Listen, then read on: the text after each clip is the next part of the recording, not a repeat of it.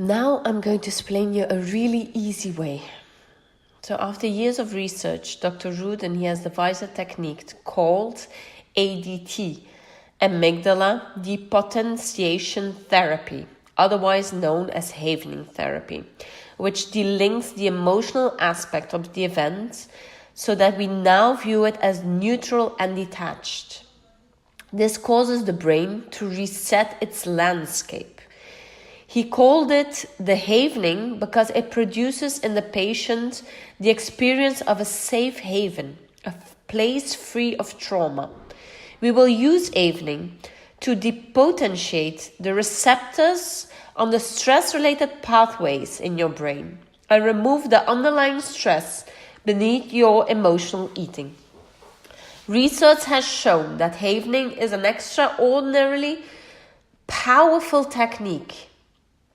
It's successfully used to treat in severe cases of post-traumatic stress disorder, war veterans and Holocaust survivors. We have helped people who were overweight, people who were depressed, anxious.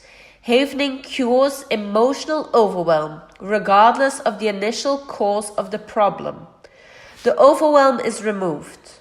So when you imagine that you're in a really stressful situation, even if you have a lot of stress at home or if you're experiencing a lot of stress when dealing with the kids, the overwhelm can be removed with this havening technique, but the memory and the understanding, it remains. So as emotions no longer color your perceptions, it's like having a filter removed.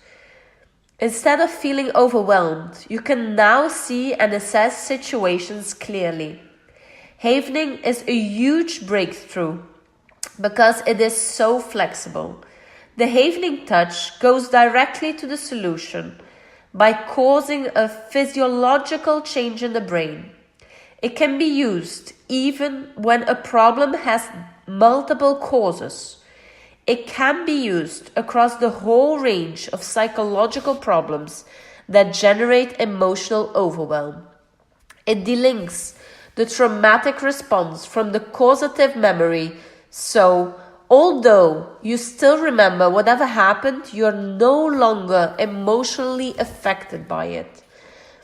If you're interested in learning more about how havening can be used, you can go to www.havening.org for all the details of the latest research. In the video afterwards, you can see and the person will guide you through a havening technique. It just takes a couple of minutes and you will see the feeling before and after. It's going to be a huge difference. Some people, they will even remember incidents of inescapable stress from their pasts, otherwise can simply work with more recent events that triggered their eating. It doesn't actually matter where you start. What does matter is that you simply follow the instructions. So when you watch the video, you can continue to use it to treat each trigger or incident until you feel you're totally free of the need to indulge in emotional eating. You have reduced your level of background stress and restored your serotonin to the positive level.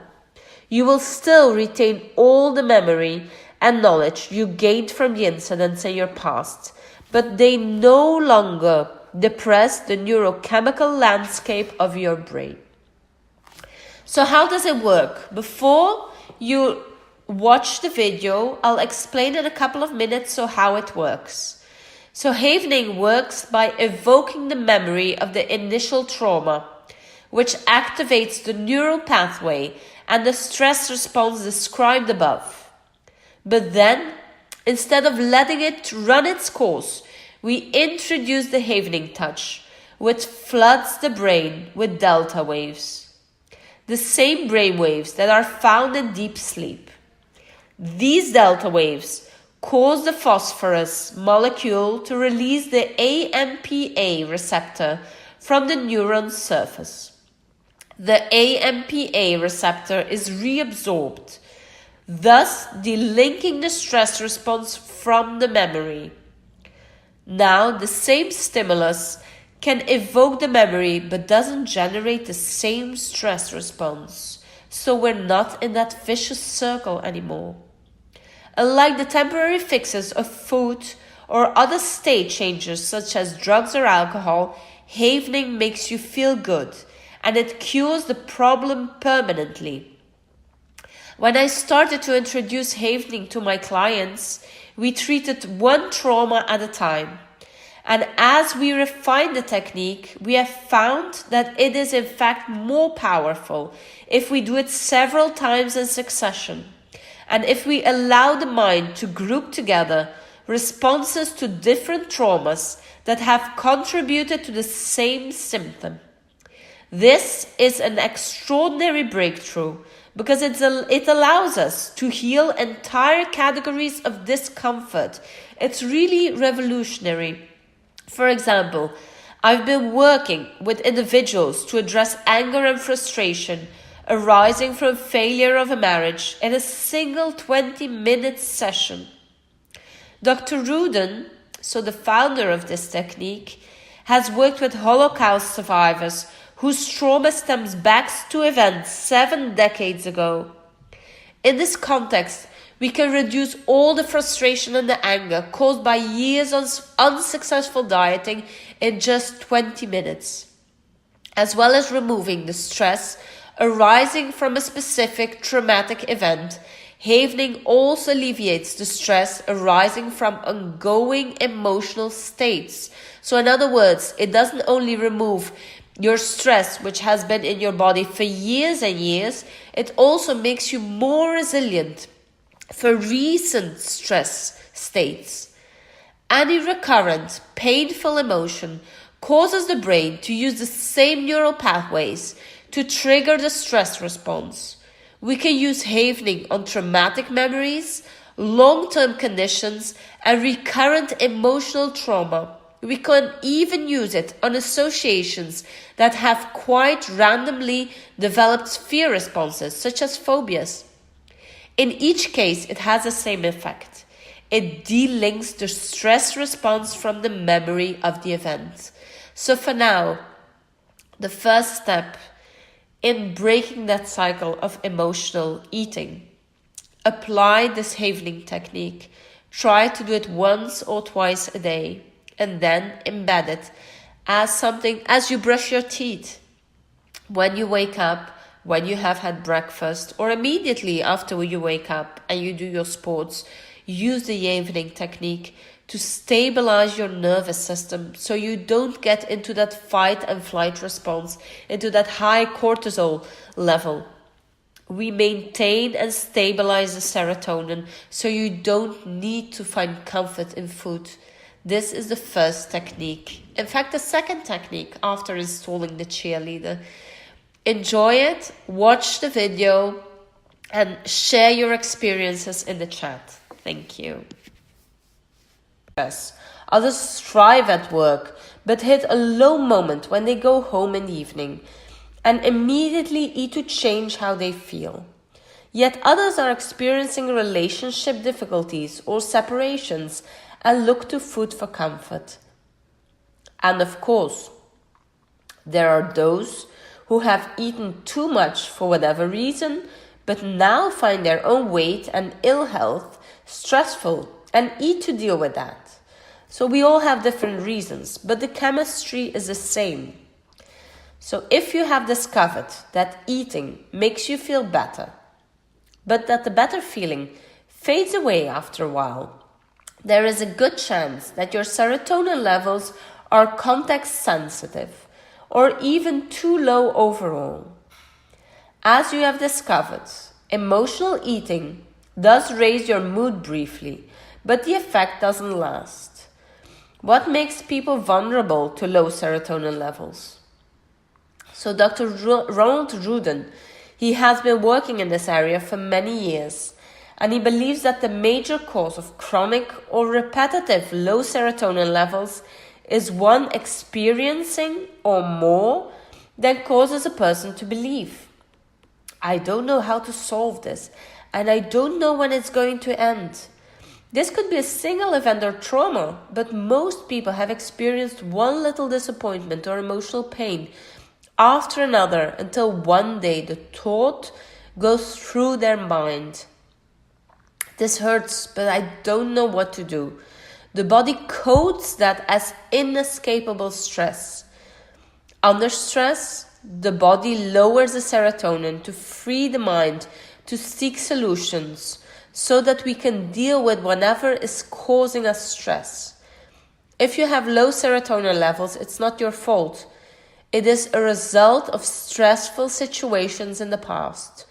A huge range of situations can create this outcome, and they are not all easy to recognize. Low serotonin levels cause us to gravitate towards compensatory behavior, such as emotional eating. The good news is that the system in this book teaches your body to raise your serotonin levels so that whatever the situation, you remain in control. So if I can talk a little about the research that has been done, because I really like to give you a kind of background why this emotional eating is taking place, for us also to understand better and be more aware of what's going on. So Dr. Rudin's research, it suggests that if you experience a difficult time or trauma in which the stress appears inescapable, certain receptors in the amygdala, the part of the brain that controls our response to stress, are chemically changed so that the pathway of stress response is streamlined. In other words, your brain has become more sensitive to certain stimuli. Any stimulus that creates a situation similar to the one that has perceived as unescapable will trigger the same response. The more often this happens, the more the brain makes associations to this state, shifting the neurochemistry of the brain to a low serotonin landscape. In most cases, people have experienced many different incidents that have accumulated in an encoding that predisposes them to stress. So for some people, stress is a very, very different experience. And as they did experience a lot of stress during their childhood, during their whole life, it's just encoded in their amygdala. So they just react in the same way as if they were much younger. So many different incidents and consequences can appear involved in the triggers for emotional eating. No wonder it can appear so baffling. So we like to think that if life is reasonably pleasant, we should feel okay. In the same way that if we sit in a warm house, we should be comfortably warm. However, when these pathways, they get encoded in the brain, often we don't feel okay because of the low serotonin landscape. In such a state, we seek out other ways to reduce the stress as certain activities, including eating. Because eating, it does relax us. For a lot of people, it relaxes us, even though only temporarily relaxes us. So that's like turning on a heater in the house, but leaving the front door open, so that as soon as we turn the heater off, we feel the cold again. So that means, of course, eating relaxes us and brings us some comfort, but that relaxation, it fades away after a while. It doesn't really last, so it's not a good solution to turn to. So let me talk today about what is really important in stress. So the perception of inescapable stress causes the chemical landscape of the brain to change. Some people have serotonin levels that are lower than others. Others have a level that dips in particular contexts, such as being stressed, which reactivates the response to the original trauma. So both cases shift people from a state in which feeling good is normal and feeling bad is exceptional to the exact opposite. Feeling bad becomes normal, and feeling good requires a specific stimulus. Therefore, we develop all sorts of strategies to cope, but underneath them, all the traumatized response remains, even if we are no longer in a stressful environment. We are left with a chemical landscape in the brain with a tendency to revert to low serotonin whenever we are not actively lifted by environmental factors. I worked with a lawyer who was desperate to lose weight. His practice was highly successful, but also highly stressful.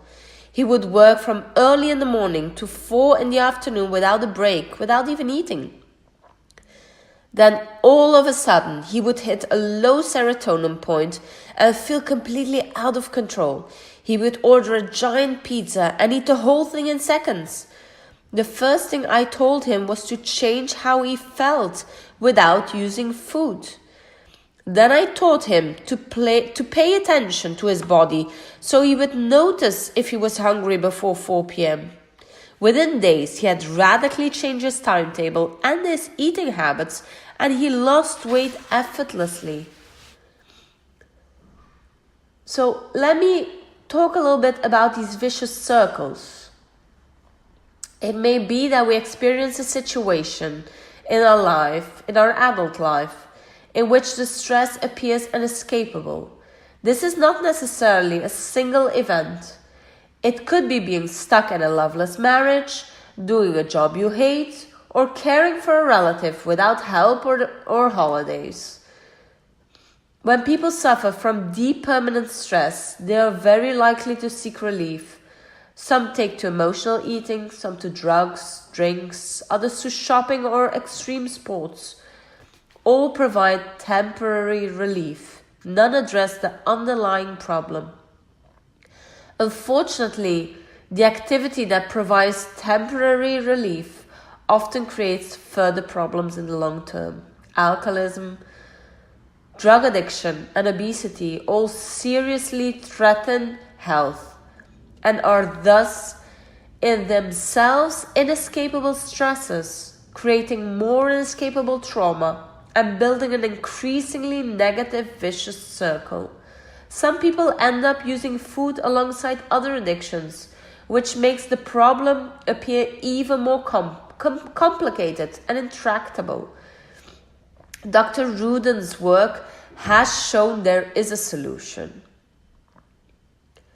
So we all suffer difficult times at a certain point, whether in childhood or later on, although we may not be aware of it at the time.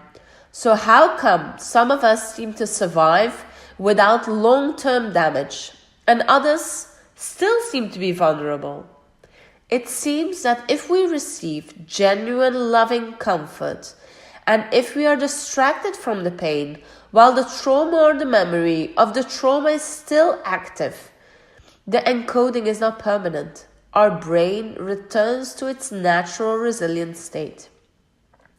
Mothers do this for their children over and over again. The child gets frightened. The mother picks him or her up, hugs them, and directs their attention to something else while continuing to hug and stroke them. This comforts them, and they know they're safe and have escaped from danger. Without this immediate comforting, the brain may encode the stress. We're traumatized, and the brain fixes the response. If a memory is reactivated, either by a similar stimulus or inadvertent thought, the child releases stress hormones.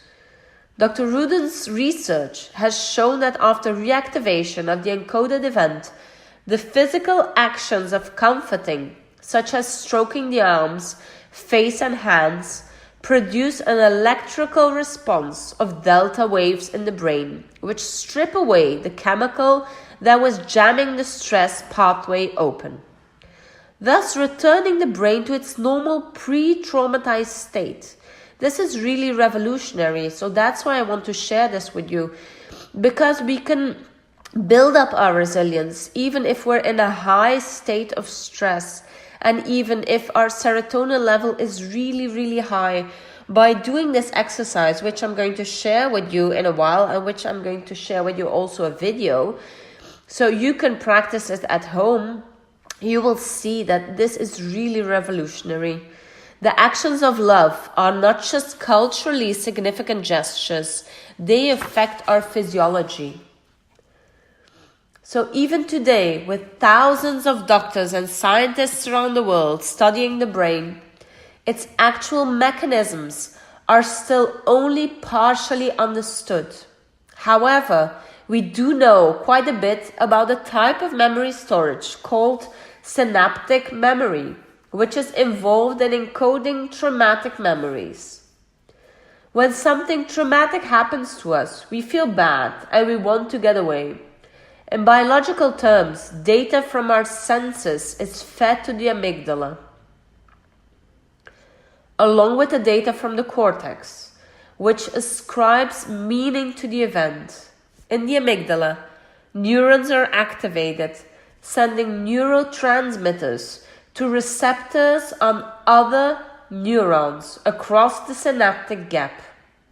In stressful situations, one particular neurochemical called glutamate is released, which is scooped up by a receptor known as the AMPA receptor, which passes the message on to release the fight and flight response.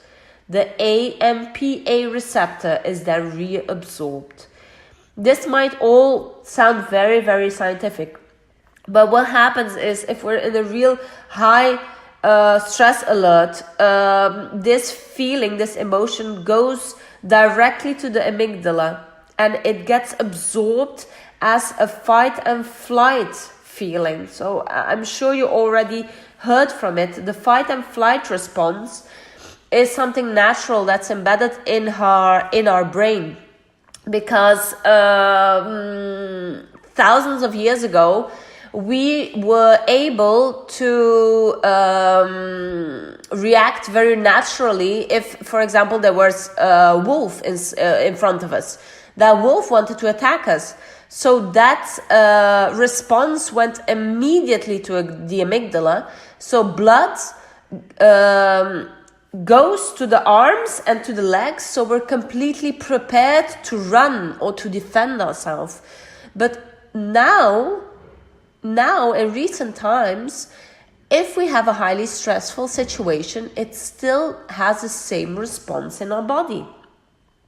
So if the traumatic situation is perceived as inescapable, phosphorus is released, which glues the AMPA receptor to the surface of the neuron.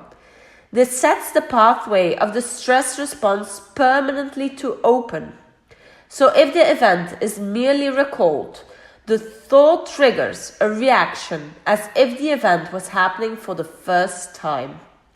Repeating the stress response over time, repeating triggering of stress reduces the base level of serotonin. So again, we're again in that vicious circle.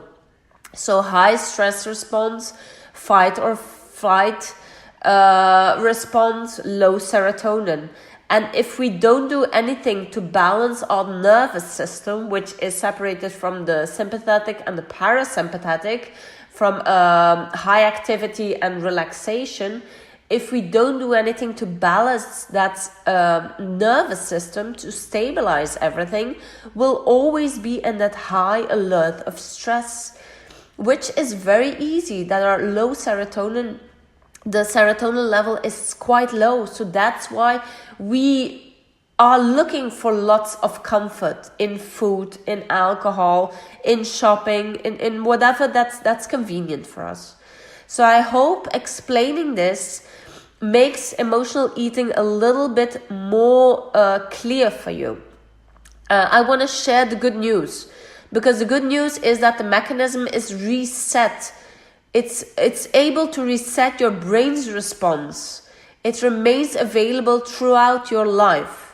By treating the original underlying cause, the driver for emotional eating can be removed. So even multiple causes and multiple problems can be cured by repeated methodological treatment. Regardless of the cause, this system reduces the emotional overwhelm behind emotional eating and lets you process the emotions safely. So in a nutshell, this system delinks the thought from the feeling so you can remember whatever happened, but the distress is removed.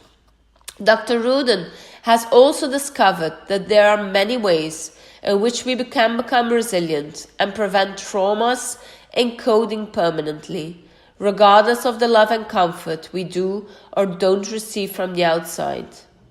At a physical level, yoga, meditation, and exercise all increase resilience. Clear thinking, the ability to regulate emotional responses, optimism, an active problem-solving approach, and moderation are all positively correlated with resilience. In the next video, I'm going to share with you the Havening technique, a really easy way to stabilize your nervous system and to reset your brain's response. Thank you for listening.